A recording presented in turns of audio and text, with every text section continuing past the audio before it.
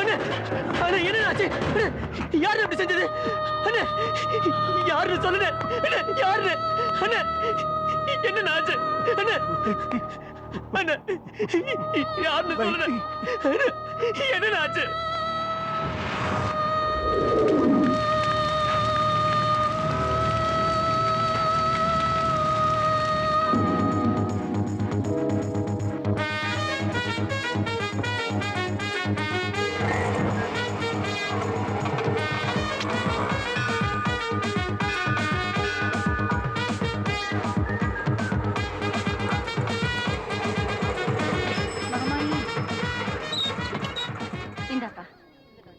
என்னது?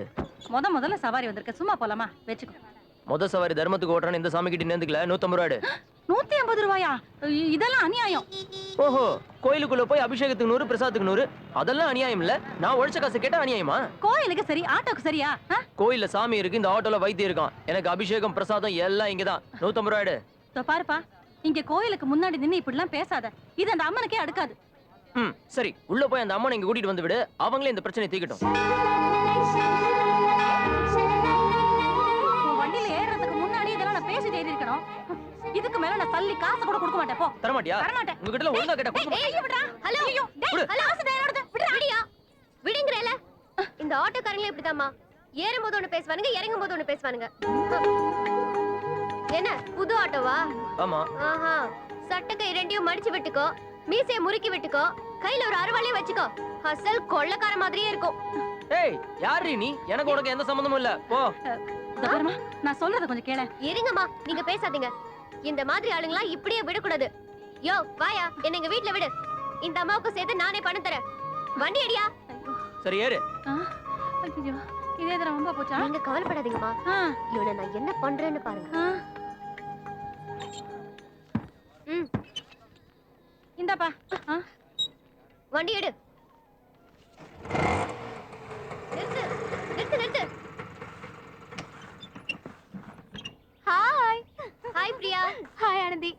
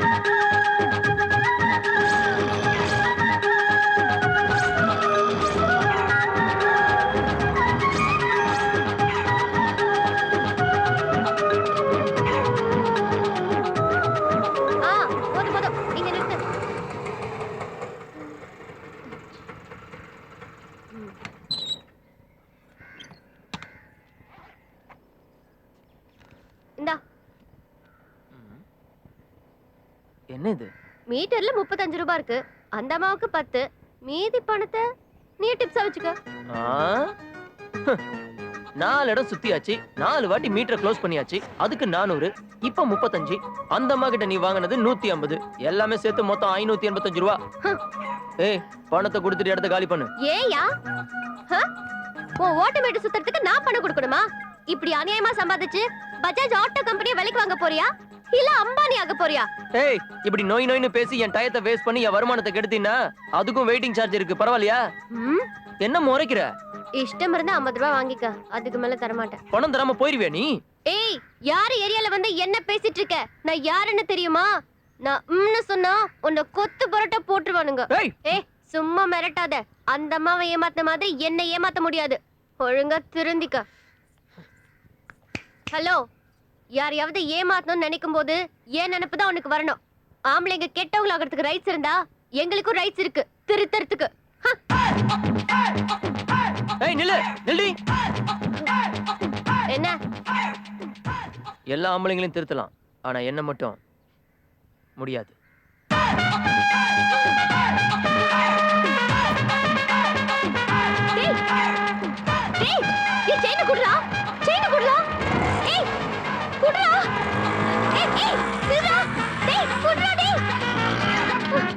அண்ணா வாங்கி கொடுத்ததுடா.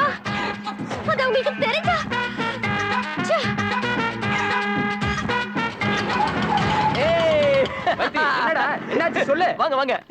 சொந்தமா ஒரு ஆட்டோ வாங்கினதுக்கு இவ்வளவு ஆட்டமா? இதெல்லாம் ரொம்ப ஓவரா. ஆட்டோ வாங்குனதுல மட்டும் சந்தோஷம் கிடையாது, அதுக்கும் மேல ஒரு சந்தோஷம் இருக்கு. என்னடா? நீங்களா முத சவாரி போகும்போது உங்களுக்கு என்னடா கிடைச்சது? பணம் தான் கிடைச்சது. அதுக்கு என்ன? எனக்கு புதையலே கிடைச்சது. புதையலா? அது ஒரு பெரிய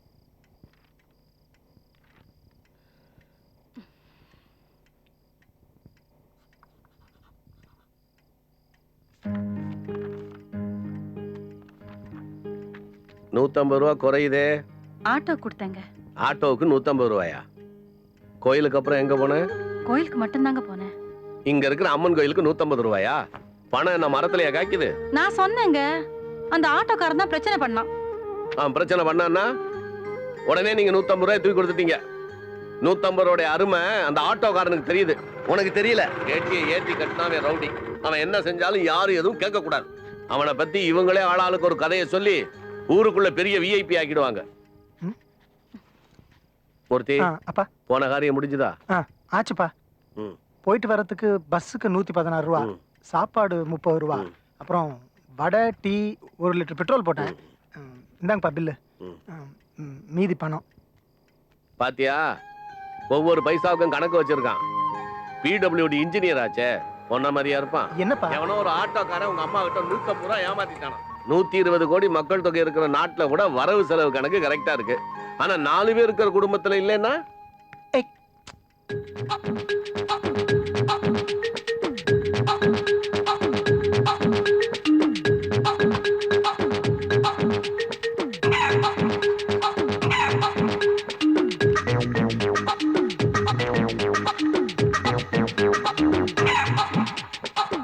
அவாடா, கிளாஸ் முடிஞ்சது. போங்க போங்க போங்க, பிள்ளைங்க எல்லாம் போய் விளையாடுங்க போங்க. நல்ல வேலை, இவர் கணக்குவாதியாரா இருந்ததுனால நம்மளோட போச்சு. இவர் மட்டும் பயாலஜி வாதியாரா இருந்திருந்தாரு, ஆடு மாடு கோழி குஞ்சு எதையும் விட்டுருக்க மாட்டாரு. நிறுத்துறா. இன்னைக்கு உன் ஸ்டாண்ட்ல எவனோ ஒருத்தன் அம்மாவை ஏமாத்தி 150 ரூபா பணம் வாங்கிட்டு போயிருக்கானா, தெரியுமா உனக்கு? தெரியுமே. என்னடா சொல்ற? அந்த ஆட்டோக்காரனே நான் தான். நீ ஏன்? நீ தானே எனக்கு லோன் போட்டு புது ஆட்டோ வாங்கி கொடுத்த. இது வரைக்கும் நான் மொத்த ஆட்டோ தானே ஓட்டிட்டு இருந்தேன். அவங்களுக்கு எல்லாம் பார்ட்டி கொடுக்க வேண்டாமா? அம்மா, அண்ணன் படிப்புக்கு எவ்வளவு செலவு பண்ணீங்க? நான் 10வது கூட படிக்கல. எவ்வளவு மிச்சமா இருக்கும்? 150 ரூபாய அப்பா கிட்ட சொல்லி கழிச்சுக்க சொல்லு. போதுமா? மூத்த பையங்க 2 பேரும் செக்ரட்டரியேட்ல ஒர்க் பண்றாங்க. பொண்ணு நல்லா படிச்சிருக்கு. நீ சரின்னு சொன்னா நான் உடனே போய் பாக்குறேன். என்னைக்கு இவன் சரின்னு சொல்றது, என்னைக்கு இந்த கல்யாணம் நடக்கிறது? எனக்கு இப்போ கல்யாணம் பண்ணிக்கிற எண்ணமே இல்ல. டேய், தண்ணி குடிடா. தண்ணி குடிடா. தண்ணி.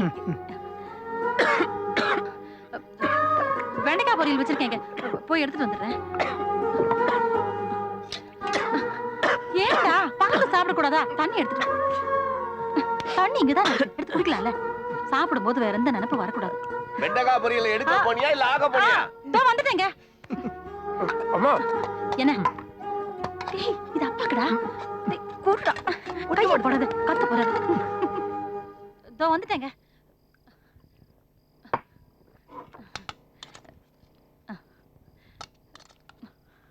கெட்டு போச்சு.